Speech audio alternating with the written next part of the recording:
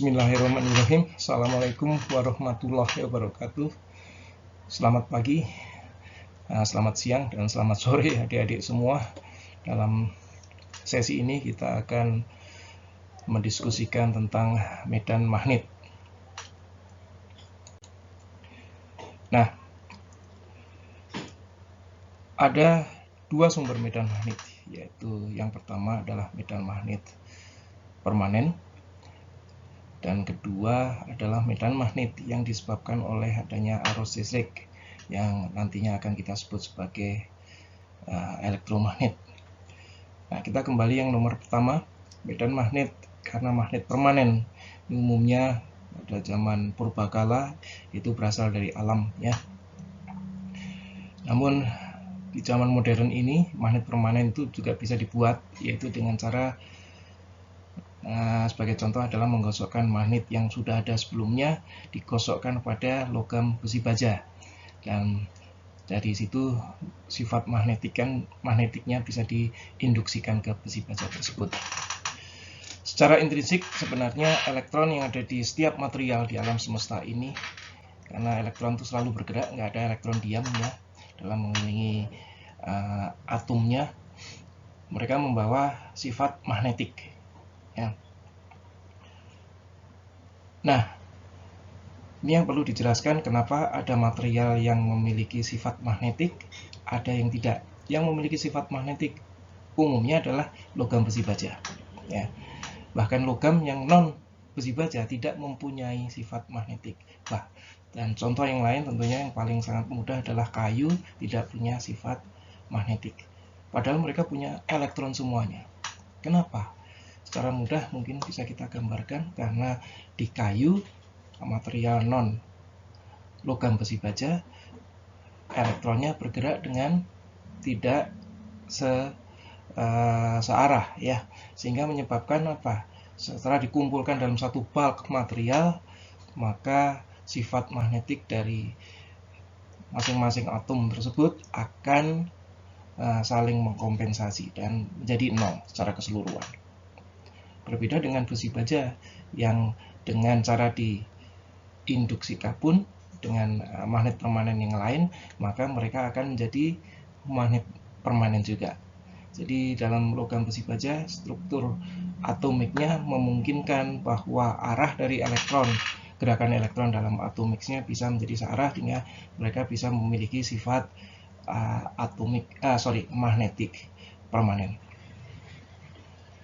Dan yang kedua, medan magnet yang disebabkan arus listrik yang nantinya disebut elektromagnet ini baru dikenal sejak awal abad 18 kali, ya, dikenalkan oleh Faraday yang kita sebut sebagai elektromagnet. Nah, sebelum kita berbicara lebih lanjut bagaimana kaitan antara listrik, ya, dan magnet, kita belajar dulu sebentar di slide ini bagian bawah. Jadi muatan listrik itu sering kita sebut sebagai bersifat monopol. Artinya begini, pada saat dia dalam kondisi netral, plus dan minus bergabung menjadi satu, maka medan listrik di sekitarnya akan saling mengkompensasi sehingga menjadi nol. Tapi kita bisa memisahkan kedua muatan tersebut, ya, sehingga kita bisa mendapatkan unik muatan plus dan unik muatan negatif. Ini yang kita sebut sebagai monopol. Berbeda dengan magnet, ya. Kalau Anda punya sebatang magnet, Anda punya kutub U dan S, tidak berarti kalau kita potong di tengah Anda akan mendapatkan magnet U saja, dan kemudian sebelah sisi yang lain Anda mendapatkan S saja. Tidak. Jadi kalau Anda potong lagi dan seterusnya, setiap potongan partikel kecil ini selalu mengandung unsur kutub U dan kutub S masing-masing. Kalau kembalikan jadi satu lagi, maka akan punya satu kutub U dan satu kutub S. Artinya apa? Magnet itu bersifat dipol. Dia tidak bisa dipisah-pisahkan. Tidak seperti muatan listrik yang bisa dipisahkan antara plus dan minus. Meskipun muatan listrik nantinya akan kita kenalkan juga di bab, sudah kita kenalkan ya di bab 22 bahwa muatan listrik kalau berdekatan akan bersifat dipol juga, asal tidak gabung ya. Nah, ini masalah simbol. Medan listrik kita simbolkan sebagai E, dan gaya antar muatan listrik, gaya antar plus dan plus itu gaya tolak menolak, atau plus dan minus itu adalah gaya tarik menarik, kita simbolkan sebagai Fq ya. Tempat yang analoginya di magnet, ada medan magnet yang kita simbolkan dengan P, dan gaya antara kutub U dan kutub S atau kutub U dengan kutub U yang saling tolak menolak kita simbolkan dengan Fv ya. Nah, kita mencoba mendefinisikan mengenai medan magnet P ya. Baik, di medan listrik kita selalu bandingkan dengan listrik karena ini akan saling terhubung ya. Mereka punya analogi seperti yang terlihat di slide bagian atas. Medan listrik itu didefinisikan gaya antar dua muatan listrik dibagi oleh salah satu dari muatan listrik tersebut. Jadi sebagai contoh kita punya reference charge atau partikel bermuatan yang kita sebut sebagai Q0. Di sisi yang lain dengan cara R kita punya muatan Q. Kita bisa mengatakan kalau ini tetap, maka kita bisa mengatakan gaya yang dialami oleh si muatan Q ini, tangan kanan saya, oleh karena keberadaan dari Q0 dengan cara R itu sebesarnya adalah Fe. Nah, sekarang kalau kita ingin tahu berapa medan listrik Q0 ini di titik Q ini berapa, itu adalah gaya yang dialami oleh si Q karena Q0 ini dibagi oleh muatan Q ini seolah-olah kita lepas, maka maka medan listrik oleh Q0 ini di titik Q tadi itu besarnya adalah E. Kurang lebih logikanya seperti itu. Begitu juga dengan P. Nah, medan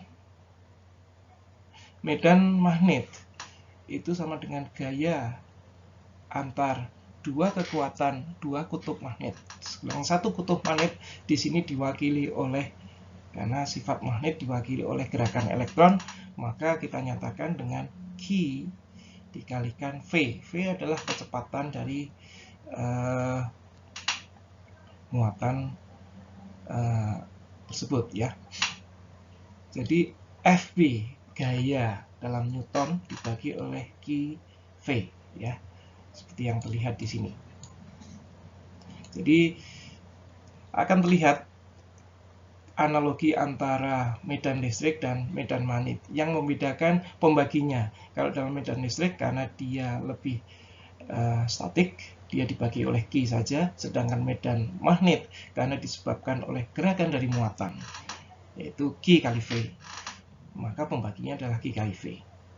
Nah, kita akan mencoba mengenalkan lebih lanjut. Nantinya di sebelah kanan kita lihat gambar tangan kanan ya, yang digambarkan oleh gambar seperti ini. Kalau kita mempunyai arus listrik atau arus partikel ya, gerakan partikel ke arah telunjuk ini, sedangkan di situ dipasangkan suatu medan magnet dari U ke S, itu yang dilambangkan arahnya oleh B ini, maka si partikel ini akan mengalami gaya sebesar Fb ke arah sana ya, ke arah atas, ke arah jempol ini, dan itu kita simbolkan dalam perkalian cross product vektor ya, yaitu adalah QV cross product terhadap B, sehingga hasilnya tegak lurus ya. Jadi si gaya ini adalah tegak lurus terhadap arah dari gerakan partikel dan tegak lurus terhadap si medan magnetnya. Ya, jadi ini kita sebut sebagai hukum tangan kanan ya, untuk medan listrik magnet atau elektromagnetik. Baik, kita berbicara lebih lanjut. Nah, di sini statement kita pertama bahwa elektrostatik, yang kita sebut sebagai elektrostatik adalah charge yang diam saja. Anda punya suatu bongkah, Anda bikin menjadi positif, misalnya Anda diamkan, maka tidak ada hubungannya sama sekali dengan medan magnet.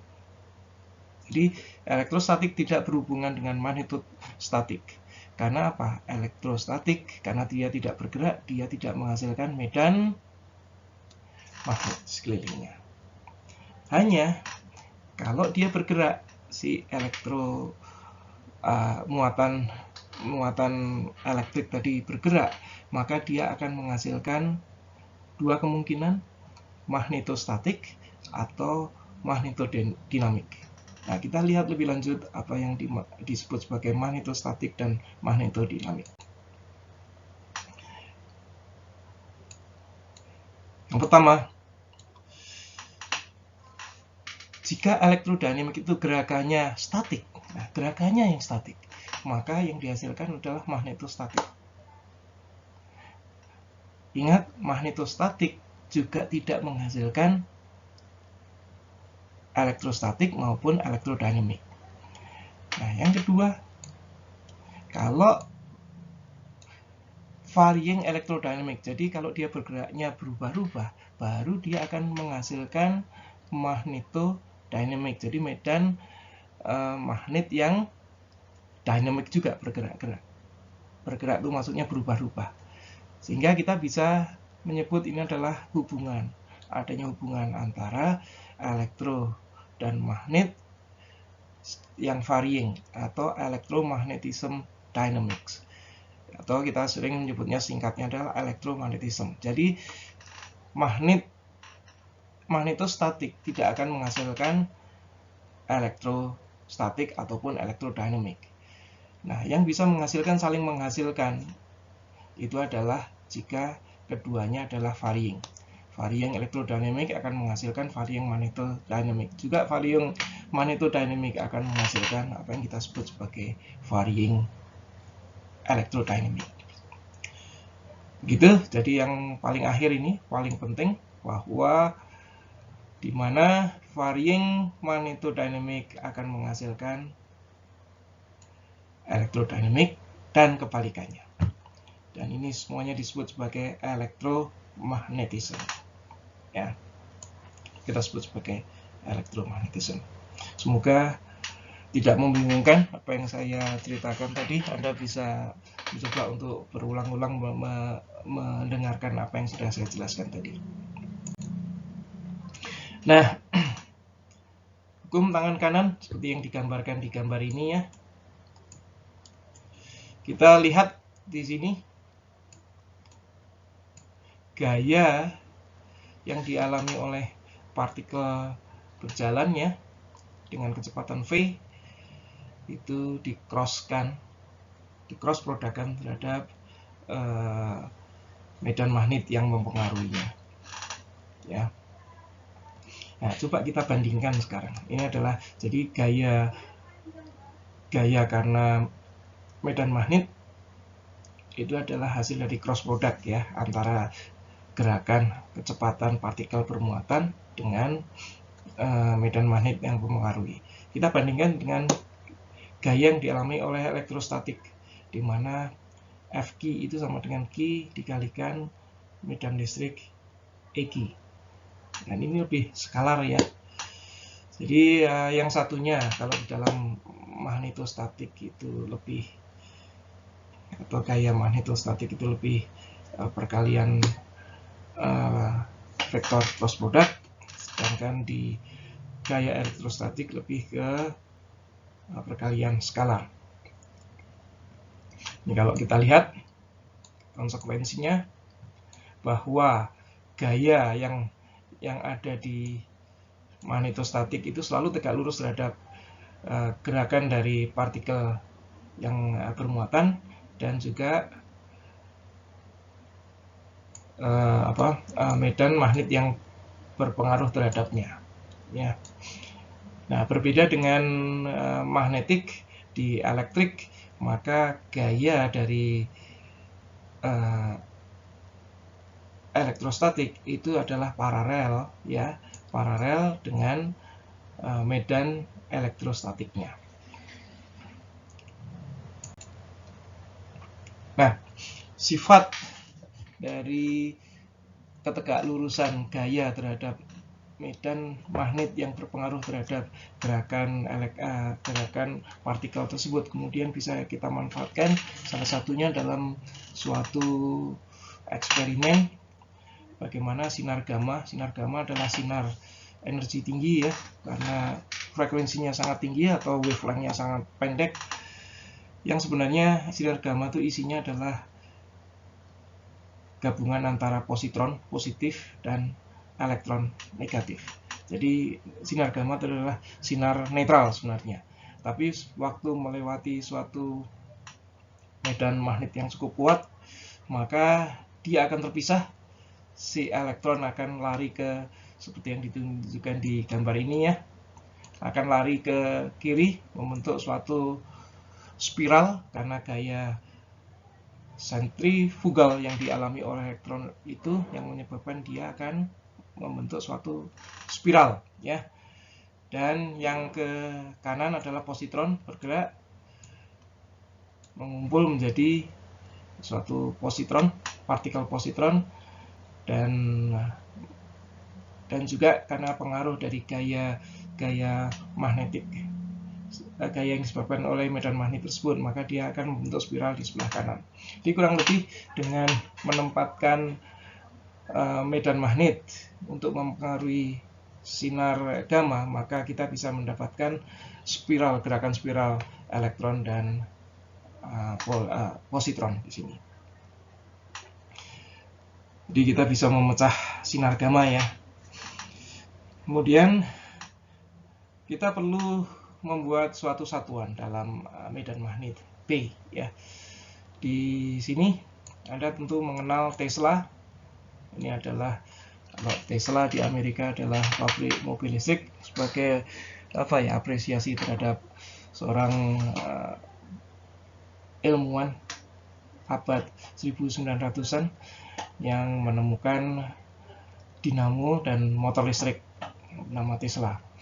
Jadi 1 unit Tesla yang disingkat T itu kurang lebih sama dengan 1 Newton dibagi kolom meter per detik, ya kan? Nah, kalau per detiknya ini kita pindah ke kolom, maka menjadi kolom per detik, sehingga menjadi 1 Tesla sama dengan 1 Newton per ampere meter, ya, seperti yang ada di gambar sini. Nah, ukuran 1 Tesla ini sangat besar, ya, sehingga perlu satu satuan lain yang relatif lebih kecil, yaitu yang kita sebut sebagai Gauss. Jadi kurang lebih 1 Tesla itu kurang lebih 10⁴ atau 10.000 kali Gauss. Nah, kita supaya bisa memberikan gambaran ke kita berapa besar medan magnet sih yang ada di sekeliling kita. Sebagai contoh yang mungkin agak tidak masuk akal karena terlalu jauh di bintang neutron, deep space, di luar angkasa sana. Dengan pengukuran dari bumi kita bisa memprediksi bahwa medan magnet di bintang neutron tersebut adalah 10⁸ Tesla. Dekat elektromagnetik besar, apa itu elektromagnetik besar? Elektromagnet besar itu misalnya dekat motor listrik yang besar sekali atau generator yang besar sekali, kurang lebih adalah 1,5 Tesla. Jadi Tesla kelihatannya ukuran yang sangat besar, ya. Dekat medan magnet kecil, contohnya magnet yang nempel di whiteboard Anda atau di kulkas Anda itu sekitar 10⁻⁻² atau 1/100 Tesla. Nah, yang menarik pada permukaan bumi yang mungkin kita tidak merasakannya, tapi yang bisa merasakan adalah jarum kompas Anda itu kurang lebih adalah 10⁻⁴ Tesla atau 1 Gauss ya. Jadi Anda bisa memperkirakan 1 Gauss itu ukurannya seberapa. Pada ruang angkasa antar bintang vacuum yang jauh dari mana-mana itu adalah 10⁻⁻10 Tesla. Sedangkan di bumi kalau Anda mencoba untuk mempunyai atau di lab yang ingin mendapatkan ruang tanpa pengaruh magnet dari luar, itu paling kecil yang bisa kita buat adalah 10⁻⁻14 Tesla. Ya, jadi ada suatu ruang dilingkupi oleh besi baja, di mana besi baja itu adalah penghalang medan magnet. Maka di titik di tengahnya di dalam ruangan itu akan mendekati 0 medan magnetnya.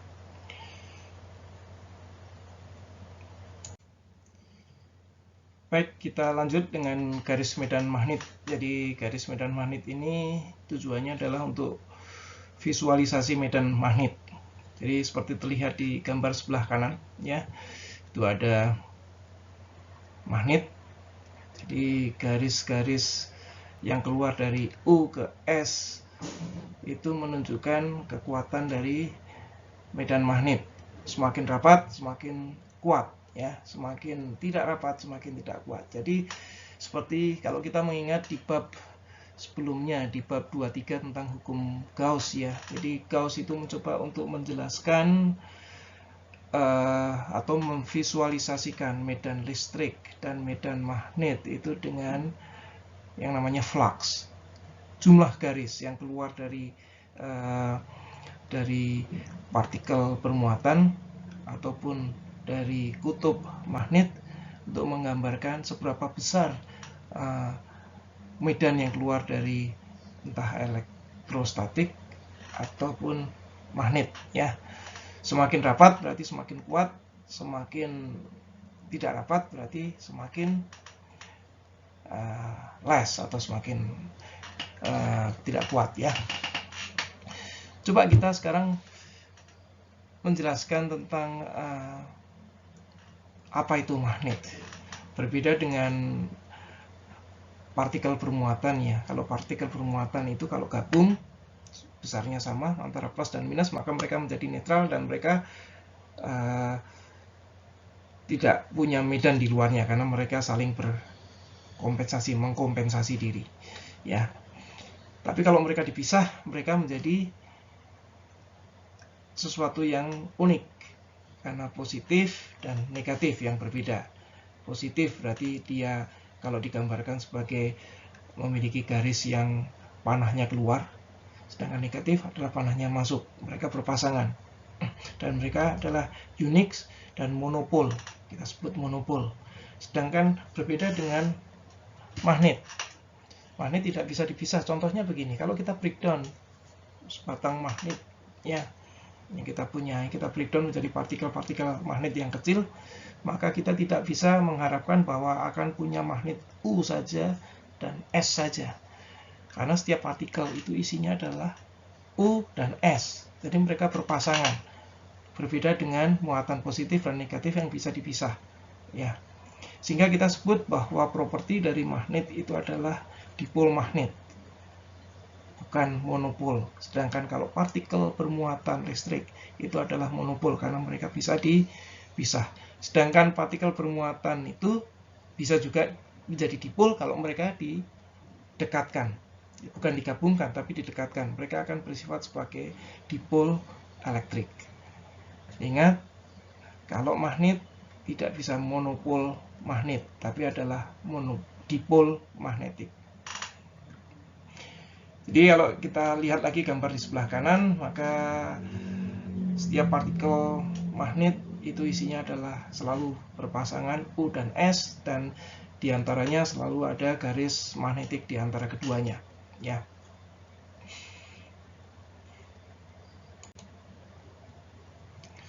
Kita coba lihat U dan S itu akan terhubung oleh garis medan magnet seperti yang ada lihat di gambar A sebelah atas. Semakin dekat dengan U dan S, maka garis lengkungnya itu akan semakin rapat, yang mengindikasikan bahwa medan magnetnya semakin kuat. Tapi semakin jauh, maka akan semakin jarang, ya, fluxnya, yang menandakan bahwa medan magnetnya semakin lemah. Nah, gambar yang di bawah juga akan mengindikasikan seperti itu. Yang di B, semakin di tengah dia akan semakin lurus, yang artikan semakin rapat. Kalau semakin keluar, maka dia akan semakin melengkung, yang artinya semakin melemah atau melonggar, ya. Nah, dalam subbab ini kita mendiskusikan tentang medan-medan perpotongan E dan B, dan terkait dengan penemuan elektron. Ini yang dimanfaatkan oleh seorang pakar, ya, yang namanya Thomson, sekitar tahun 1890-an, ya, 97 di sini sebutkan, di Universitas Cambridge, England. Si Thomson ini menemukan besaran properti dari elektron, baik itu charge-nya maupun besaran charge-nya maupun besaran mass-nya. Dia menggunakan aparatus yang kita sebut sebagai tabung sinar katoda, yang kita lihat di gambar sebelah bawah di sini. Yang terdiri atas sebelah kiri adalah filamen yang dipanasin dengan tegangan sehingga dia panas.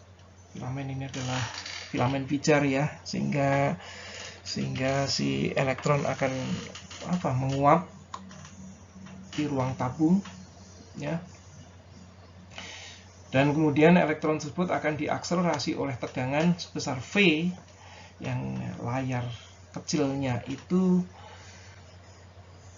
ada dilubangin di sini, sehingga memungkinkan elektron lari terus menuju ke screen, phosphoric screen, di mana dia untuk mendeteksi jatuhnya elektron tersebut di screen tersebut, ya. Nah, dalam perjalanannya dia melalui plat yang di situ dipasang tegangan E dan juga medan magnetik B, ya. Pada saat tidak ada tegangan E dan tidak ada medan magnet B, maka si elektron itu akan jalan lurus jatuh di tengah persis si phosphoric screen di layar S, ya. Selanjutnya, kalau kita menggambarkan plat yang ada di tengah itu memiliki tegangan E, maka gerakan elektron tersebut akan mengalami defleksi sebesar Y, yang dihubungkan dengan analisa math di sebelah kanan, ya, bahwa percepatan ke arah vertikal AY itu ditentukan oleh gaya yang dibuatkan oleh elektrostatik F per M. Ini hukum Newton kedua, ya, di mana F-nya itu ditentukan oleh besaran muatan dikalikan medan listriknya dibagi oleh mass dari partikel bermuatan tersebut. Dan kemudian Y, besaran defleksi vertikalnya itu adalah setengah AY T kuadrat. Ya, ini kalau di pelajaran mekanik sewaktu SMA Anda sudah mendapatkan itu. Dan L itu dinyatakan dalam kecepatan horizontal dari partikel tersebut dikalikan T, waktu yang dibutuhkan untuk menjalani panjang L tersebut, ya. Dan jika kita masukkan, ya, dalam persamaan, maka kita akan mendapatkan, ya, hubungan bahwa defleksi vertikal itu ditentukan oleh besaran dari muatannya itu sendiri, ya. Kemudian applied dari medan listriknya L kuadrat, panjang dari platnya itu kuadrat, dibagi oleh 2M. M itu mass dari partikel tersebut dikalikan dari kecepatan partikel itu secara horizontal kuadrat. Ya, ini rumus dasarnya. Sedangkan kalau kita aplikasikan besaran B atau besaran medan magnet di situ, kita tahu hubungan bahwa gaya elektrostatik itu akan dikompensasi oleh magnetostatik, ya. Kita ingat di beberapa slide sebelumnya, sehingga ada hubungan bahwa kecepatan X itu ada hubungan dengan itu merupakan hubungan antara E per P, ya. Jika kita plugin, ya, kita masukkan ke persamaan di atas, maka kita akan mendapatkan, ya, reordering.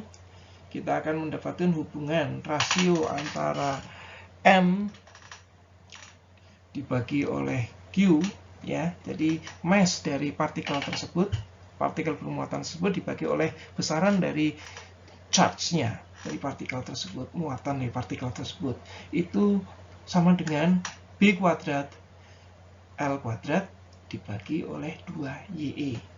Jika kita tahu B-nya, karena kita yang mengaplikasikan di dalam plat itu, kita tahu E-nya, kita tahu L-nya, dan kita mengukur Y-nya, maka pada saat yang sama kita bisa menentukan rasio besaran M dan Q, ya. Jadi kita bisa tahu rasio M dan Q ini. Inilah yang dikonklusikan oleh si Thomson atau disimbolkan oleh Thomson, bahwa dengan mengaplikasikan magnetik dan medan magnet dan medan listrik dengan mengukur Y-nya di screen dari CRT-nya, kita bisa mengukur perbandingan antara M dan Q. Dengan kalau kita tahu Q-nya elektron adalah berapa? 1,602 kali 10 pangkat minus 19 kolom, maka sekaligus pada saat yang sama kita bisa menghitung M-nya. Ya, itu kurang lebih kontribusi Thomson dalam menemukan properti mass dan properti muatan elektron.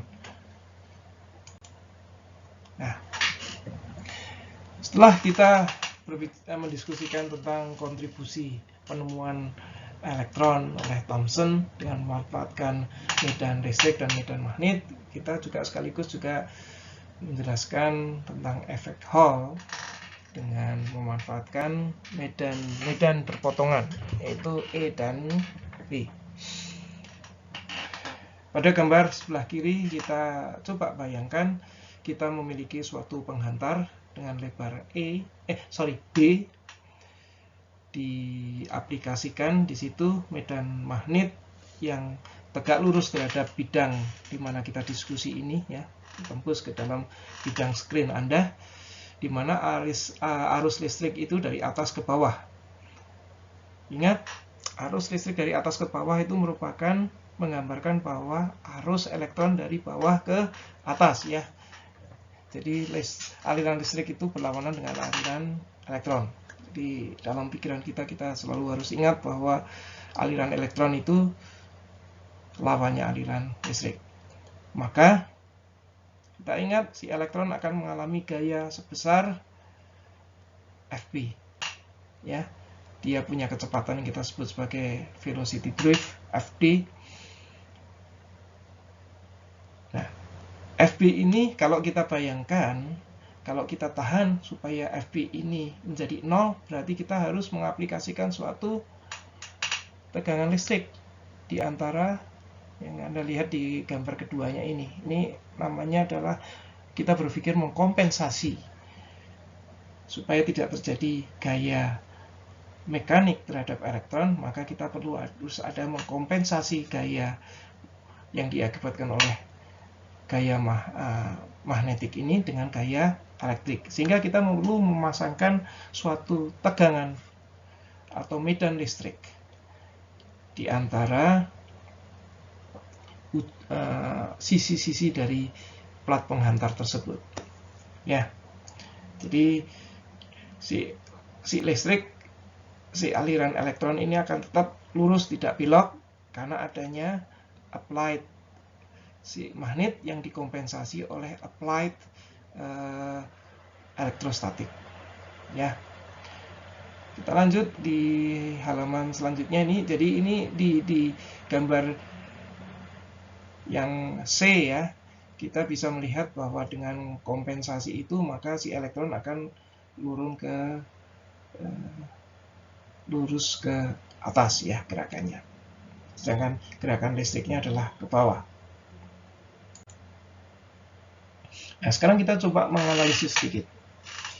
Tegangan yang dibutuhkan, kalau medan yang dibutuhkan adalah E, sedangkan lebarnya penghantar tersebut adalah D, maka tegangan atau potensial energinya adalah V, maka V sama dengan E kali D. Sedangkan gaya, Anda lihat di bawahnya di sini, gaya elektrostatik E besar sama dengan E dikalikan kecepatan dari gerakan elektron itu, arus elektron itu dikalikan medan magnet yang terpasang. Dan kita ingat bahwa kecepatan drift atau VD, yaitu kecepatan dari si partikel penghantar itu, elektron itu adalah J kerapatan dibagi NE ya. Ingat kalau tidak salah ada di bab 26, coba Anda lihat di bab 26, saya agak lupa. Dari persamaan 26 ya, 26. Laju hanyut VD adalah J ya, VD sama dengan J dibagi NE. Itu sama dengan, kita ingat J sendiri adalah I dibagi A, arus dibagi luasan penampang dari si penghantar tersebut. Ya. Jadi I dibagi NEA. Maka kalau kita kemudian masukkan lagi dan kita menghubungkan dengan persamaan sebelumnya, kita bisa mendapatkan, ini bisa menjadi PR ini, untuk mendapatkan rumus ini, bahwa N, apa itu N? Adalah jumlah partikel yang ada di dalam penghantar tersebut. Jadi di dalam satuan volume ya. N itu adalah jumlah partikel di dalam satuan volume. Sama dengan B kali I, arus. Jadi medan magnet dikalikan arus per applied voltage di antara sisi-sisi penghantar tersebut dikalikan panjang ya. L itu adalah panjang dari penghantarnya dikalikan E. Oh maaf, L itu bukan panjang, tapi kalau kita tahu penampang, D itu adalah, L itu lebar dari penampangnya. Jadi bukan panjangnya, tapi lebar dari penampangnya. Karena seperti yang terlihat di sini, L itu sama dengan A dibagi D, ya. Merupakan ketebalan strip, ya. Maaf. Jadi L itu merupakan ketebalan strip. Dengan persamaan ini, maka kita bisa menemukan N dari besaran yang dapat diukur, ya. Jadi N itu sendiri adalah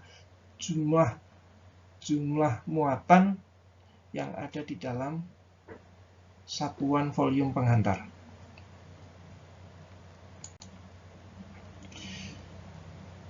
Dan selanjutnya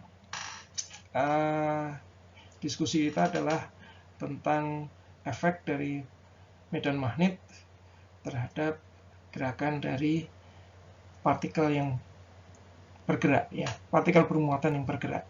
Jadi kalau kita bayangkan di sini kita punya suatu partikel bermuatan bergerak dari sisi bawah, Anda lihat seperti kita jelaskan sebelumnya bahwa medan listrik itu akan menyebabkan gaya yang tegak lurus terhadap arah dari partikel tersebut. Ya, arah dari gerakan partikel tersebut. Sehingga seperti yang terlihat di sini, maka bisa digambarkan kalau tegak lurus, kita harus seperti melihat seolah-olah bahwa bahwa ini adalah gerakan melingkar ya, sentrifugal ya. Jadi besaran dari lingkaran itu tergantung dari berapa besar dari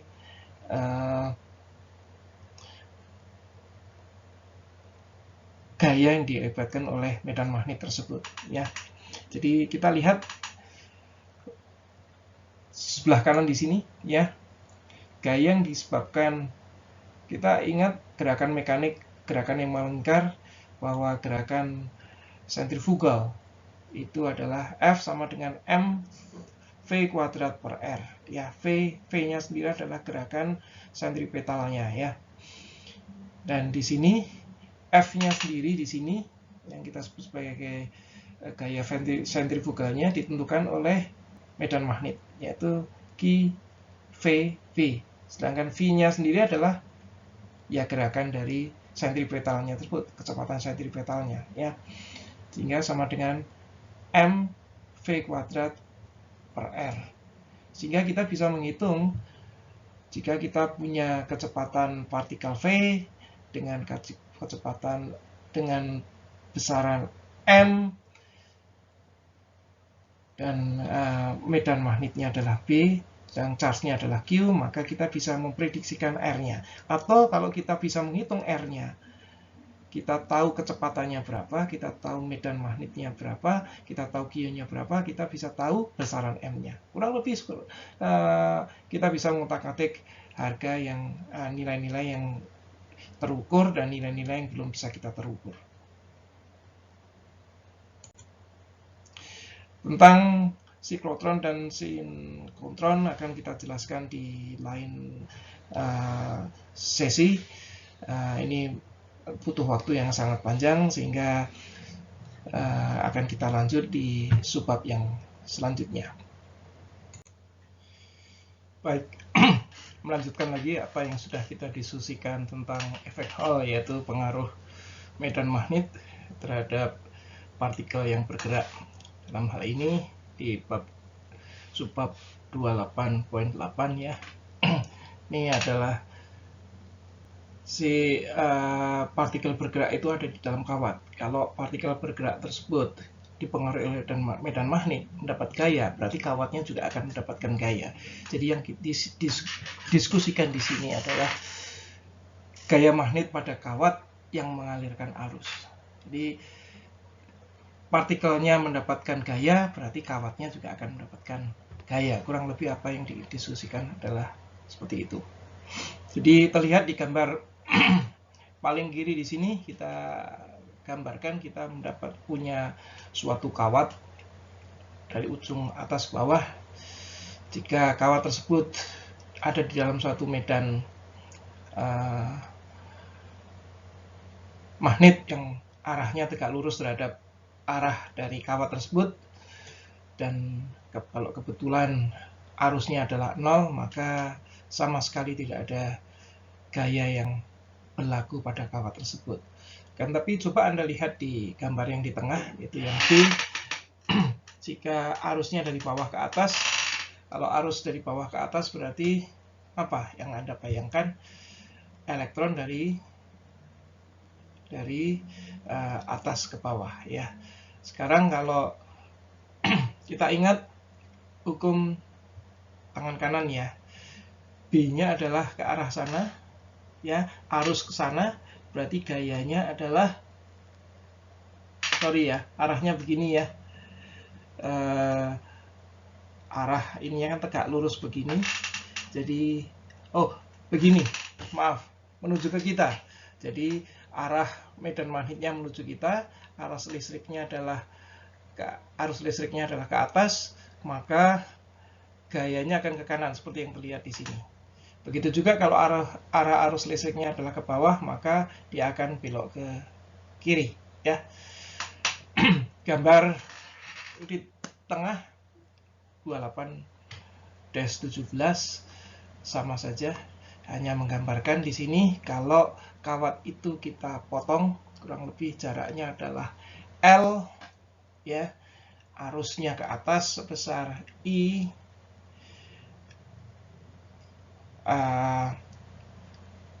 maka drift elektronnya, kecepatan drift elektronnya adalah ke arah bawah, ya. Kalau arus ke atas berarti elektronnya adalah ke bawah. Maka kita bisa mengatakan bahwa di sebelah kanan di sini T sama dengan yaitu waktu yang dibutuhkan oleh si elektron atau partikel bermuatan dalam kawat tersebut untuk bergerak sepanjang L. Jadi L per Vd, ya. Sedangkan Q itu sama dengan I dikalikan T. Kalau kita melihatnya Q yang melewati suatu penampang dalam kawat tersebut. Berarti arus listrik tersebut dikalikan waktu yang dialami. Dan hingga L-nya sendiri kita sudah tahu kan, T-nya sendiri adalah L per Vd. Sehingga kita bisa dapatkan bahwa jumlah total muatannya adalah I dikalikan L per Vd. Nah, kita sekarang mencoba untuk melihat berapa besarnya Vb. Vb sendiri adalah Q Vd, kita ingat di rumus awal dari bab ini, kali B sin V di sini ya. V-nya sendiri, kalau kita set problem ini dia adalah tegak lurus, berarti dia 90 derajat, maka kita bisa menuliskan Vb ya di bawah sini sama dengan ILP. Nah, kita selalu ingat bahwa FB ini tegak lurus terhadap arah dari IL ya. L ini kan selalu searah dengan I ya. Jadi IL ini satu vektor dikalikan ya, cross product dengan B, di mana B tegak lurus terhadap ketiganya. Jadi ketiga parameter ini FB, IL, dan B itu saling tegak lurus. Ya. Nah, sekarang coba kita melihat aplikasi dari apa yang kita diskusikan ini dalam apa yang disebut sebagai torque pada loop arus. Nantinya Anda akan bisa membayangkan bahwa ini adalah apa yang terjadi dalam motor listrik. Nah, jadi pada gambar yang paling kiri kita bisa membayangkan kalau kita punya arus, ini sudah ada arah arusnya bagaimana. Arusnya adalah loop ya. Ini bisa terjadi kalau jadi ini adalah as ya. As. Salah satu as itu adalah sebagai sumber arusnya, dia akan mengalir dari kanan ke kiri ya. Maka apa yang terjadi pada saat kondisi seperti itu? Maka kawat tersebut akan mengalami gaya F ke atas untuk kawat di sebelah kiri dan F ke bawah atau minus F ya, ke bawah berarti minus F ya untuk kawat yang bagian kawat sebelah kanan. Sedangkan kawat yang di ini untuk kawat di sini ya, kawat di sini dan kawat di sini. Sedangkan kawat ini apa? Apa yang terjadi? Adakah gaya di sini? Tidak ada. Karena apa? Karena arah arus adalah sejajar dengan arah magnetik. Sehingga apa? Apa yang akan dialami di sini?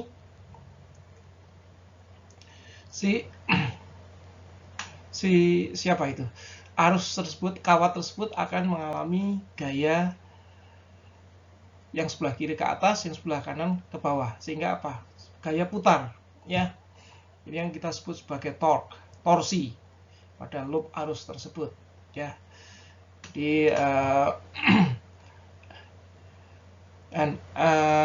Anda bisa melihat di gambar selanjutnya. Ini adalah uraian untuk bagaimana kita menggambarkan arus tersebut. Nah, sekarang apa yang terjadi kalau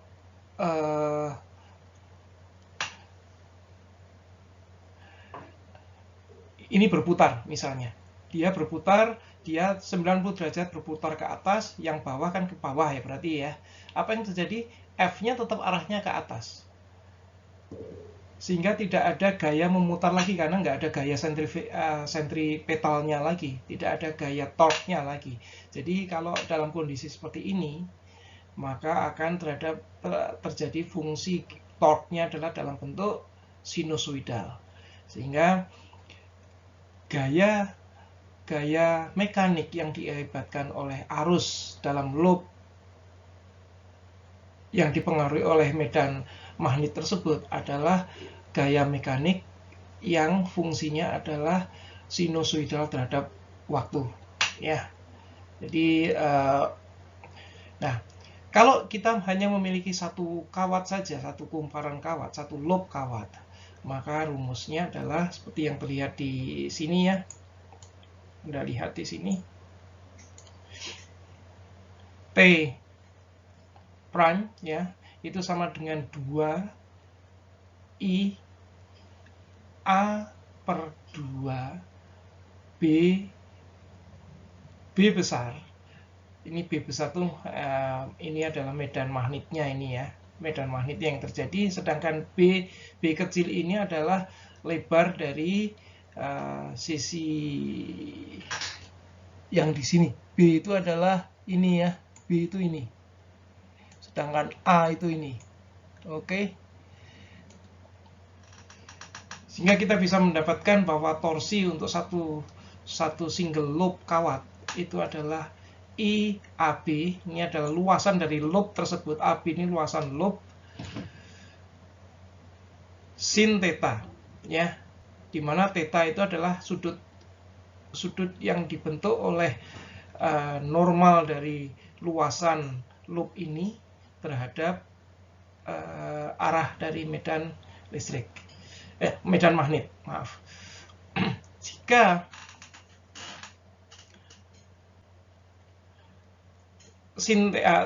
tetanya ini membentuk 0, maka torsinya adalah 0. Jadi apa? Theta ini sebenarnya adalah secara fungsi waktu. Nantinya kalau kita ini adalah fungsi waktu sebenarnya kalau dia bergerak.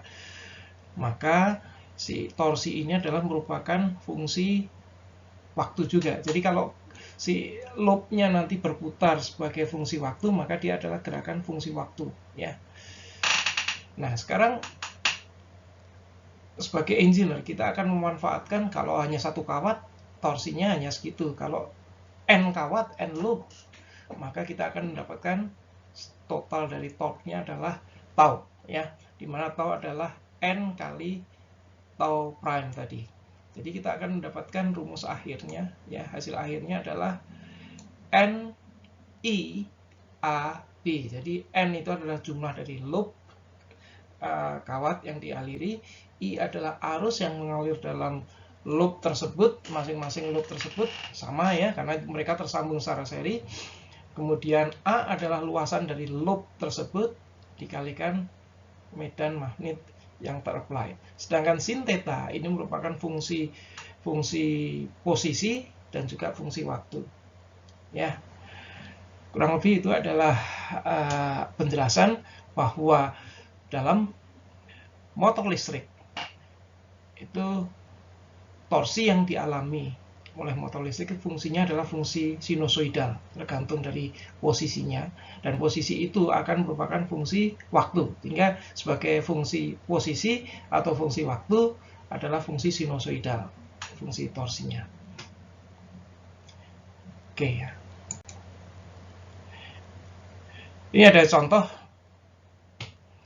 tapi contoh ini bisa Anda pelajari sendiri di sini karena hanya plugin value saja, ya. Silahkan Anda mencobanya untuk contoh soal 28-7. Tolong dibaca. Nah, ini yang paling menarik. Momen dipol magnetik. Jadi kalau kita lihat di sebelumnya, ya, kalau kita lihat di sebelumnya bahwa torsi keseluruhan itu besarnya adalah berapa tadi? NIAB, ya. Kita lupakan sin tetanya, fungsi tetanya kita lupakan. Jadi NIA B itu adalah torsi. Nah, ada B, ada NIA. NIA-nya sendiri ini yang kita sebut sebagai momen magnet, ya, dari kumparan tersebut, ya. Jadi kalau kita menghitung nantinya, ya, dalam bentuk mu, ya. Jadi kita bisa mengatakan dalam model matematika kita Ini tau itu sama dengan mu kali beta kali posisi normal dari luasan itu terhadap arah dari medan magnetnya. Oke. Jadi mu dan p ini sama-sama vektor. Mu itu adalah momen magnet, ya. Terus yang arahnya adalah normal terhadap luasan dari magnet tersebut, kumparan tersebut. Ya. Jadi hubungannya nantinya adalah tau itu sama dengan mu cross b, ya. Seperti juga yang sudah kita pelajari sebelumnya di bab 22, bahwa kita mengenal apa yang namanya dipol listrik, ya, yang kita singkat dengan P. Maka ya, ini yang kita lihat analoginya. Kalau yang di atas adalah namanya dipol magnetik, mu-nya, sedangkan dipol, kalau P adalah dipol listrik, maka torsi yang diakibatkan oleh dipol listrik adalah tau sama dengan P cross E, medan listriknya, ya. Kurang lebih itu untuk energi potensial magnet dan lainnya akan kita lanjutkan dalam diskusi di bab selanjutnya. Demikian, dan terima kasih. Semoga apa yang kita diskusikan dalam bab 28 ini bermanfaat untuk adik-adik mahasiswa semua. Sampai jumpa. Terima kasih. Assalamualaikum warahmatullahi wabarakatuh.